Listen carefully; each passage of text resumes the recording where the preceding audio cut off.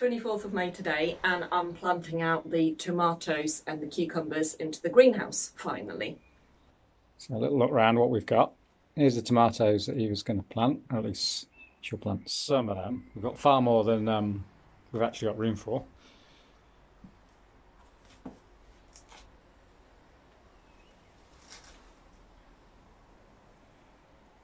Our no-dig greenhouse, you can see it's topped up with a nice mulch of cow manure. I've watered quite extensively. We've been having such dry weather and it's sunny and windy, but it's not gone down too much. Here are my tomato plants. This is a variety called Harzfeuer. It's an East German variety. The tomatoes are big enough now to be planting out for sure. They're in these pots. They're not too root bound. You can see the roots there nicely, but they're just at the right time now to plant out. What I would do is I'll plant them into the surface mulch and then into the ground up to their first leaves. And one thing we're trialling this year is using this string. I've seen this on the internet quite a bit. I've seen a few people do this. Basically, you take the string and you bury it under the roots of the tomato plant, and then you attach it at the top to another piece of string or to the greenhouse, and the tomato will wind itself around it and use the string for support. I thought this would be better than using bamboo sticks. I guess one of the reasons as well why we plant into the ground as part rather than planting into big pots, as a lot of people do with tomatoes, is you kind of reduce your need for watering because you've got a bigger volume of soil, obviously, to retain the water. But to help with that, we put water into these big sunken pots. You can probably see the lids. It's full of water now. Water will go into the dry soil around it, and it means you don't need to water so often. Anyway, back to the tomatoes. So all I'm going to do is dig a little hole. The soil underneath is quite loose, quite nice for the roots to root into. And I'll pop this out. I'll pop it in here. Okay, I've watered the plants quite a bit before. The soil goes around. Oh, I forgot the string. There we go, let's take this out again. It's the first time we've done this with the string. So I'm going to do a little knot in the bottom of the string just to give a bit more purchase, maybe 2 knots. Okay, so the string goes in. There's my 2 knots, and then the tomato plant goes on top, and the soil goes around. Firm it in nicely.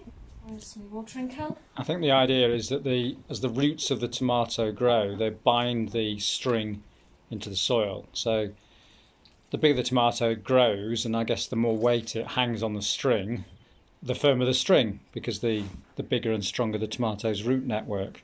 So it's quite clever, really. I hope it works. That'll be really good.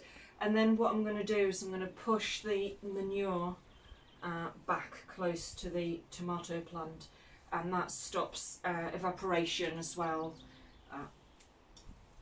because it is very dry. Yeah. And a lot of people are concerned about, I mean, this cow manure is fairly well composted, but not absolutely totally composted. So a lot of people are concerned about, oh, will it scorch my plants? Absolutely not. And this works really well, keeps the moisture in, keeps it in. And there's my string. Okay, so that will go up here, and I'll attach that to the top of the greenhouse. But I think for now I'm just going to leave it down, because the tomato plant is still a little bit small and doesn't need any support just yet. Okay, that's 2 done. I've got 4 more to do, and I've got 3 of this variety, the Harzfeuer, the East German variety. They are kind of medium-sized red tomatoes, and then I've got 3 cherry tomatoes. In terms of distance, I'm trying to stagger them a bit. Obviously, we've got our irrigation pots, which means I can't put them in a line. I'm trying to stagger them, and they would probably benefit from a little bit more space, but I'll try and manage them in such a way that it doesn't get too crowded in here. So let's do a few more.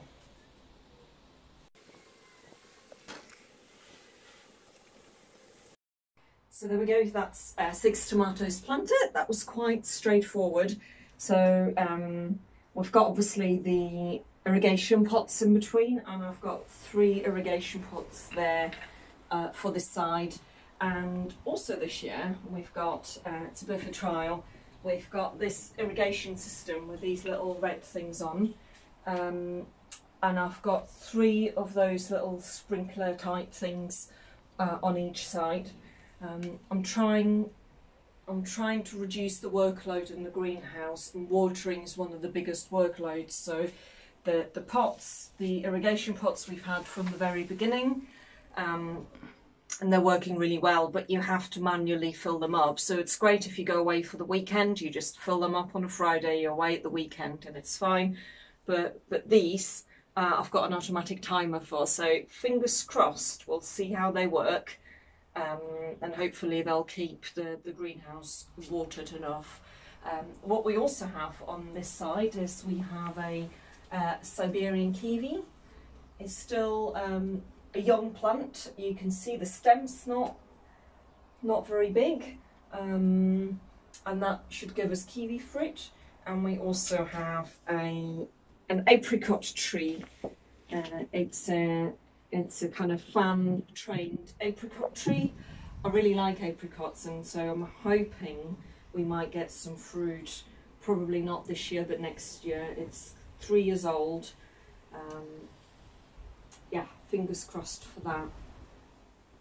So on the other side, I'm going to plant the cucumbers. I've got 4 cucumbers in here. I've got a grapevine as well. The grapevine is also only about 3 years old. You can see the stem's not very big. It's starting to bush out there. So I've got another 3 irrigation pots, and I've got the same irrigation system with these little sprinklers. And I'm going to put 4 cucumbers in this area. So I have 2 different varieties. In these purple pots are a smaller variety for pickling cucumbers, and I'm going to put it at the front here. I'm hoping it's not going to be too bushy. And then more in the middle of the beds, I'm going to put a cucumber called Greenfit. That's just a normal cucumber variety. So same procedure as before. I'll move the compost out the way, any bits of rock I find. Make a little hole. You can see how dry it is, even though I've watered for ages. It's still dry, but worms here, which is good. The worms like cow manure. And I'm going to do the string method as well. Put 2 knots in the string, put a string in the hole, make sure the soil's nice and loose.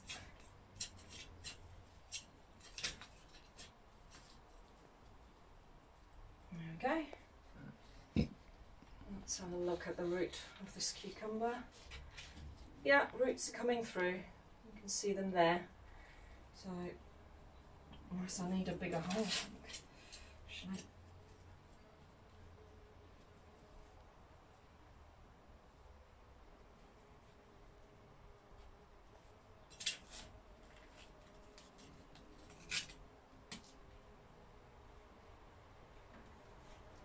Go. The cucumbers are quite small. They look smaller than the tomatoes, but they have been in the greenhouse. Both the cucumbers and the tomatoes have been in the greenhouse in their pots, and it's warm enough now, so thought I might as well plant them out. Okay. Then I'll do the same thing with this Greenfit cucumber.